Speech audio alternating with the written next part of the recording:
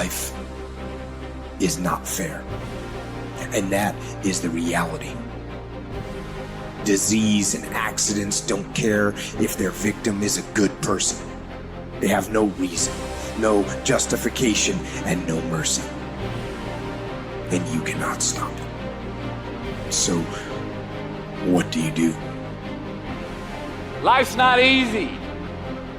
It is not. Don't try to make it that way. Life's not fair. It never was. It isn't now, and it won't ever be.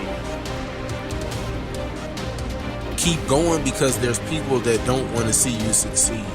Keep going because you want to prove those people wrong.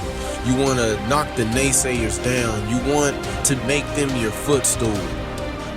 I'm telling you to keep going when you face opposition. I'm telling you to keep going when you face adversity. People always ask me like there's some magical response. How did you go from just coming from Liberty City, selected one of the top 5 speakers in the world? I was willing to work. Most people aren't willing to do that because I was moving. I want you to write this down. Keep it moving. One of the things that you don't want to do is become comfortable with where you are when you know in your heart of hearts you can have more and you can do more, and there's a life for you beyond survival. And I just felt that I could do more. I say step up. Be the one who people look to. Absorb the impact and the negativity. No matter what is happening, no matter how hard the fight is, as long as you keep fighting, you win. Only surrender is defeat. Only quitting is the end. Fight on.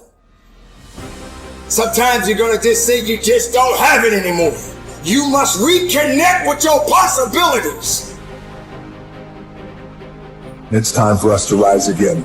It's time for you to rise up, and it's time for you to make that first step. It's time for you to start grinding so that you can make it happen. We got a lot riding on you, and I'm telling you, greatness is here.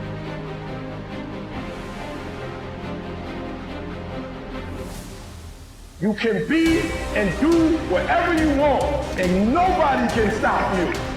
Nobody can stop you but you.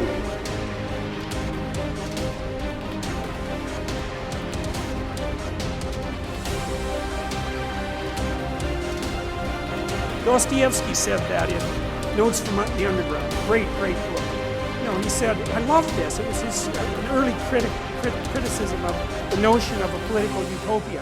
He said, look, if you gave people everything they wanted, they had nothing to eat but cake, and nothing to do but sit in warm pools and busy themselves with the continuation of the species. That was his lines. That the first thing they would do, well, maybe after the first week, was like go kind of half insane and smash everything up just so that something that they didn't expect would happen, so that they'd have something interesting to do. And it's so right, because you know, the utopian notion that if you just had all the material stuff you wanted, that you'd be, well, what would you be? What would you do?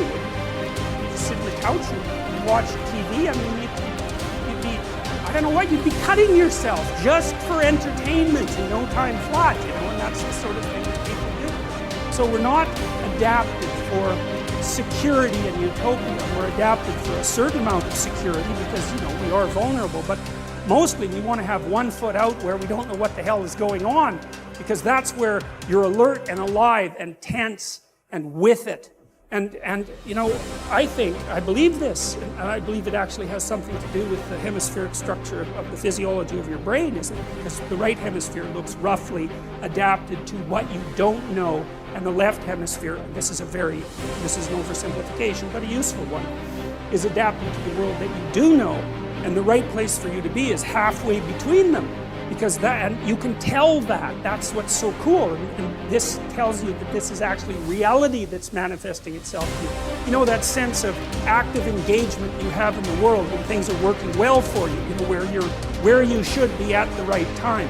You're alert and on top of things and engaged, and you don't have much of a sense of time. And the sense of the tragedy of life sort of recedes, and that's when you've got one foot where it's secure and one foot out in the unknown. And your brain signals to you that you're in the right place by making what you're doing meaningful. And that sense of meaning is actually a neurophysiological signal that you've got the forces of the cosmos properly balanced in your being at that moment. And that's why it feels so good. Now, well, what else could it possibly be? I mean, our brain is capable of looking beyond our vision. That's what it's for. And that sense of engagement, there's no reason to assume that that's anything but a real signal. And you can reduce it. You could say, well, the problem with being where you know only is that you don't know everything. And that's going to be a problem in the future. And the problem with being where you know nothing is, that's just too much, man. Like, you go into panic mode because anything can happen there and you can't handle it.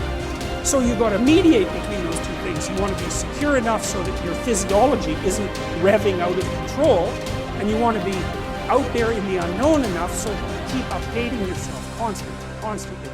And that's the place where information flow is maximized. And you know that because that's where you are when you're having a really interesting conversation with someone, or you're gripped by a book, or you're really into a movie, or maybe something that you do as apart from your work, or maybe even in your work, you're into it. And that's because you are in the right place at the right time, and your whole nervous system is signaling that to you.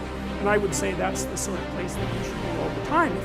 And of course you can't be, because no one's perfect, but that's the recreation of paradise on earth. It's something like it, because you are in the right place at the right time when that is happening. I think people's relationship with time. We talk about relationships with humans. How's your relationship with your kids? How's your relationship with your wife? Your dad, or your parents? But we never talk about a relationship with money and time.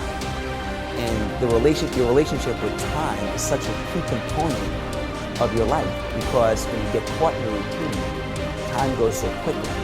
When you understand that there are maybe only 28 summers left, and if you want to truly, get as much experientially out of life, it just creates a tremendous amount of urgency.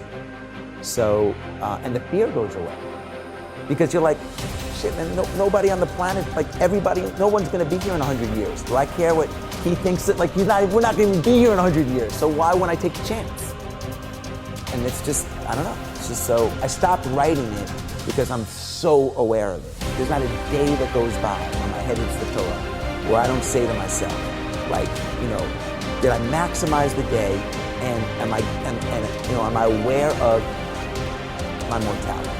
And it might sound depressing, but it's not. For me, it's thrilling. It's thrilling. You have to make that decision for yourself. You have to decide, I'm going to pursue that path, which is going to be really, really hard and difficult and take many, many years and be a great sacrifice, or am I going to pursue being a great employee? Now, if you want to be a great employee, you've got to remember something. You're hired to help someone else achieve their goals, which is cool. There's nothing wrong with it. But if you don't understand that, you are not going to be a good employee. So you have a boss and they say, here's our goal for the quarter. You're going to help me get there. You work like hell to make sure that they achieve that goal. You're part of that team. That's very important. And then you keep moving up the ladder. And the great thing about that is if you're a good employee, you can also do very well. It's not the same as being an entrepreneur. You're never going to probably make as much money as you could have had you started the company, is my point. But you'll get the Saturdays off, the Sundays, hang out, go to the soccer games with the kids, have a more balanced life. There is no balance in entrepreneurship. We talked about love and how to have love in a relationship. And one of the complaints that I hear, or one of the issues that I hear in people's lives is that they don't feel loved, they don't experience being loved, they're not loved. And they're then left with this kind of tail chasing exercise, okay?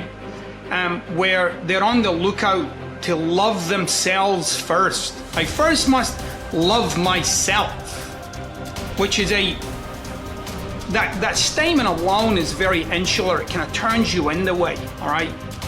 So, which goes against the grain of love as an expression, right? So love is an expression, but I have to love myself first.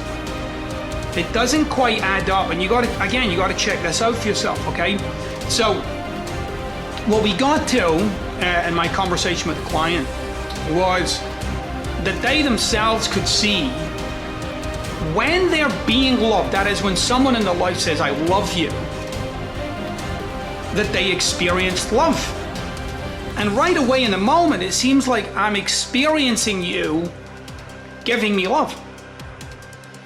If you look again, if you actually inspect again, you'll see in the moment that they said, I love you, what you were actually present to was your own love for them. Now, if you again look in your life, you'll find there's occasions when people have said, I love you, and you didn't experience anything.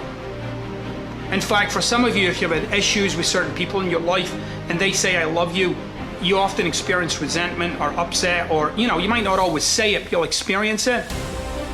That is, you can't experience that communication, you can't experience their love for you because you are not in the presence of your love for that person. Now, what does that tell you? Well, it tells you that love is a generated phenomenon. That is, it's something I'm doing. It also tells me that love is not an outside-in phenomenon, but rather it's the other way around. It's inside out. That is, I have to be in the presence of my love for you to receive your love.